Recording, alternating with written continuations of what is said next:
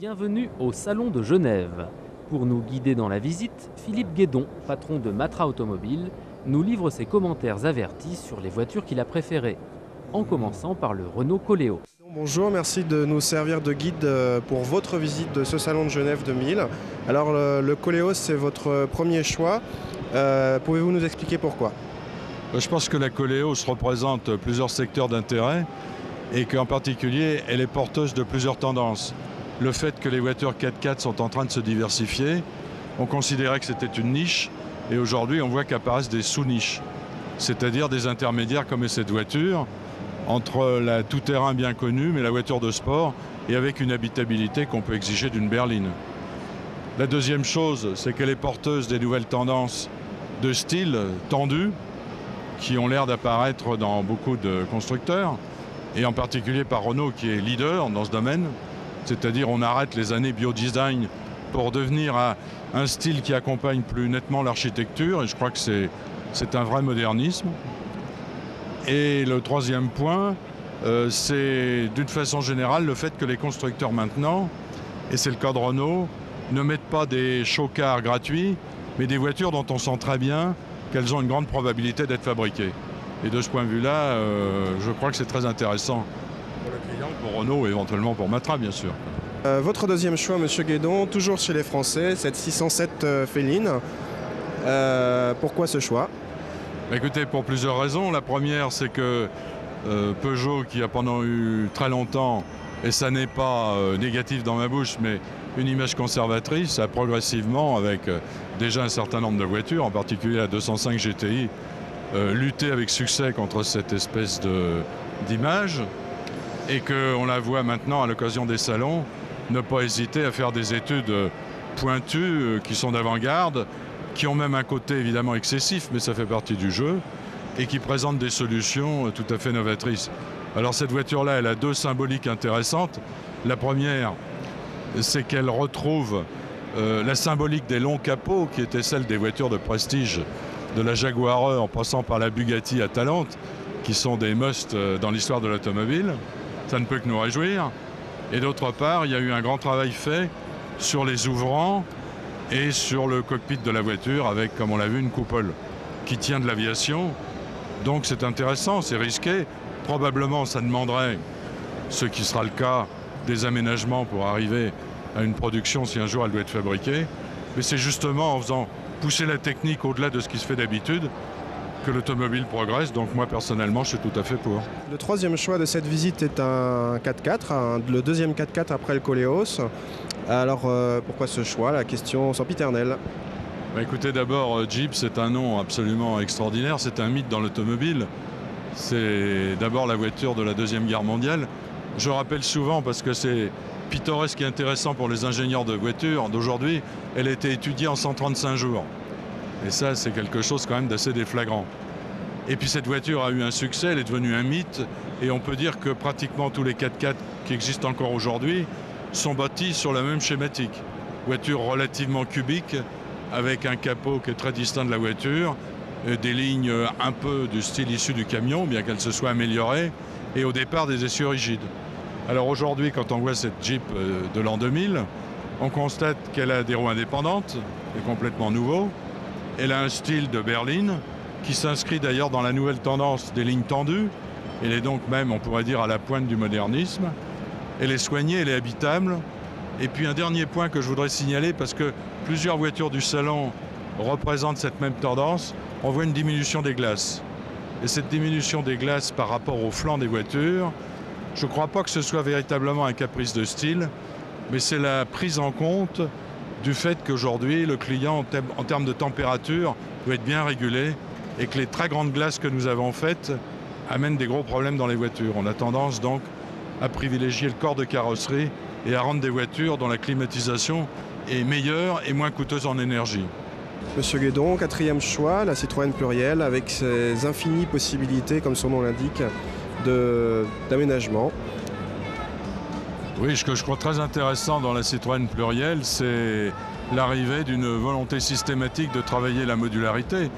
Alors la modularité, qu'est-ce que c'est? C'est finalement la prise en compte des désirs du client et non pas de lui imposer, pour des raisons mécaniques ou autres, un statut figé de sa voiture. Et alors ça a déjà évidemment démarré dans les monospaces, on y est un peu pour quelque chose, mais moi je vois avec un certain plaisir ce type de raisonnement qui est plus celui d'architecte que d'ingénieur se mettre au profit de l'agrément voiture. Alors la plurielle là-dessus est assez symbolique, en particulier par le système de son toit, par la rentrée de la lunette arrière, par la possibilité d'enlever les brancards.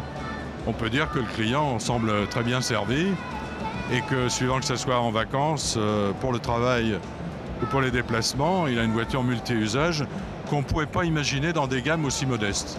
Parce que jusqu'à présent, la modularité accompagnait des voitures dont le prix était quand même relativement clivant dans la pyramide des marchés. Et là, ça va être mis, je crois, au service du plus grand nombre. Il y aura sûrement d'autres constructeurs qui vont s'en inspirer. Et ayant gardé, je dirais, des souvenirs du Citroën héroïque, qui prenait des risques, je trouve ça personnellement tout à fait intéressant. Et l'esprit d'André Citroën ressort, et pour ceux qui aiment l'automobile et son histoire, c'est quand même intéressant. Monsieur Guédon, cette voiture est un petit peu l'équivalent chez Fiat à part la modularité de la plurielle chez Citroën. Elle a un aspect un petit peu ludique. Je ne sais pas si est-ce que c'est ça qui vous a fait vous arrêter devant cette voiture. Je crois que ce qui est intéressant, c'est que moi je qualifierais cette voiture pour l'instant de réservoir d'idées. On voit bien qu'on a travaillé la simplicité, les nouveaux matériaux, la facilité de montage. C'est un peu une démarche comme probablement avait eu Citroën avant la guerre pour monter la 2 chevaux.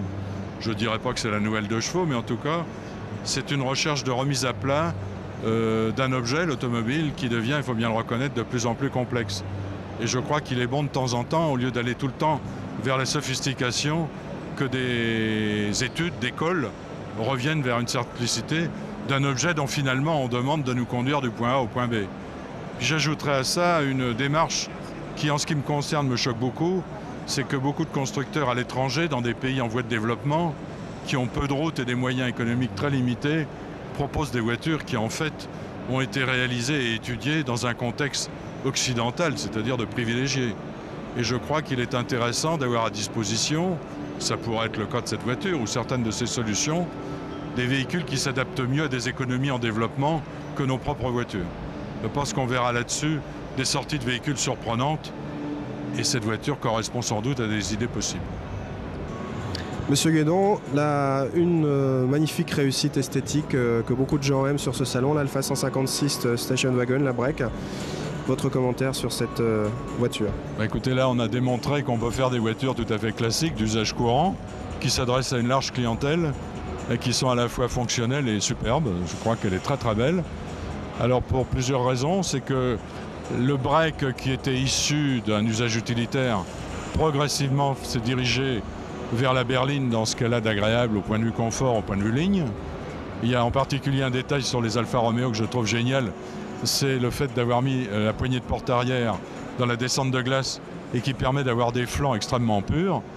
Et nous nous en voulons de ne pas avoir trouvé ça avant eux, mais il faut bien reconnaître le chef-d'œuvre des autres. D'autre part, les breaks sont des voitures relativement longues. En général, elles ont des CX qui sont meilleures que les berlines dont elles sont issues. Des voitures à bonne performance. Et comme maintenant, sur le plan mécanique, elles ne sont handicapées en aucune manière, puisqu'on y trouve les moteurs les plus sophistiqués, et les 4 soupapes en particulier, on peut dire que la clientèle a là une offre d'agrément et de praticité tout à fait remarquable. Monsieur Guédon, nous arrêtons pour finir devant cette Sbarro Scorpius, un bel exemple de créativité des élèves du maître Franco Sbarro. Vos commentaires sur cette petite merveille? Je crois que dans tous les métiers, il est bon d'avoir des gens qui font l'extrême, un peu comme la haute couture pour la mode, et que Franco Sbarro, qui est un homme absolument exceptionnel, relie deux choses tout à fait différentes et complémentaires, des projets qui sont toujours extrêmement d'avant-garde, et en même temps il en profite dans une école de formation pour habituer des jeunes designers à émettre leurs idées et après à les traduire de manière concrète, parce que tout ce qu'il fait est réalisé et tout ce qu'il a réalisé fonctionne. Donc je ne peux pas m'empêcher d'avoir pour lui beaucoup de sympathie, voire d'admiration. Et ce modèle-là, qui est évidemment paroxystique dans la logique automobile actuellement, ne peut qu'éveiller des sympathies. C'est pour ça que je l'ai noté pendant ce salon de Genève. La dernière étape de ce salon, en première mondiale, la Ferrari 360 Speeder. Alors, petite merveille, j'attends vos commentaires exacerbés. On aura déjà toutes les raisons de chanter la gloire de Ferrari, qui n'a pas besoin qu'on les chante d'ailleurs par tous ses résultats sportifs. Mais là, on a vraiment un exemple d'un mariage exceptionnel entre une mécanique extraordinaire, une voiture qui a un moteur de 400 chevaux, et d'autre part d'une carrosserie qui, je crois, est exemplaire en termes d'aérodynamisme et puis d'esthétique. Et donc là, on trouve une de ces capacités dont l'Europe en général et l'Italie en particulier sont capables. Et c'est rassurant pour tous ceux qui travaillent dans cette industrie, ou pour tous ceux qui l'admirent, même s'ils ne roulent pas dedans. Mais enfin, si on pouvait, on ne s'en priverait pas.